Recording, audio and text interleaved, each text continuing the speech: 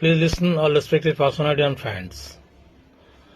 Political argument between two BJP leaders, Shubhendu Adhikari and Dilip Ghosh. Oh, Amit Da, please listen kindly.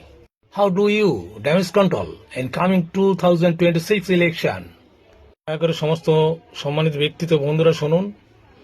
দুজন বিশিষ্ট BJP নেতার মধ্যে অন্তর্কলহ বা বাগবিতণ্ডা শুরু হয়েছে। অমিত দা, আপনিও শুনুন দয়া করে। আপনি দয়া করে 2026 সালে বিধানসভা ভোটের আগে নিজেদের মধ্যে গোষ্ঠীদ্বন্দ্ব অন্তর্কলহ মেটাবার চেষ্টা করুন, নাহলে সমস্যা অনেক প্রকট হয়ে দেখা যায়। প্লিজ আপনাকে অনুরোধ করছি, আপনি ড্যামেজ কন্ট্রোল নিজেই দায়িত্ব নিন। ঠিক অমিত দা, পশ্চিম বাংলা তোমার ওই দুই পাঠা শুভেন্দু অধিকারী আর দিলীপ ঘোষ, এরা তো নিজেরাই ঝগড়া লেগে যাচ্ছে। এরকম চললে 2026-এ জিততে পারবে তো? যাই হোক, দিলীপ ঘোষ একটু পাঠা হলো, মোটামুটি যে কথাটা বলেছে শুভেন্দু অধিকারীর বিরুদ্ধে, আমার তো শুনে খুব ভালোই লাগলো। বুঝলে অমিত দা, দিলীপ ঘোষ বলছে শুভেন্দু অধিকারী কি করেছে মানুষের জন্য? আজ পর্যন্ত সাধারণ মানুষের জন্য কোনো কাজ করেছে? একটা কাজও করেনি। দিল্লি থেকে যে পয়সা আসে সেই পয়সায় বসে নাকি শুভেন্দু অধিকারী এবং তার কয়েকজন সহকারী মিলে রাত্রেবেলায় একসাথে মাল খায়, আর প্রত্যেকটা সভাতে গিয়ে বড় বড় কথা বলবে, আমি এ করে দেবো, সে করে দেবো, এটা হবে, সেটা হবে। লাও এবার বুঝো ঠেলা।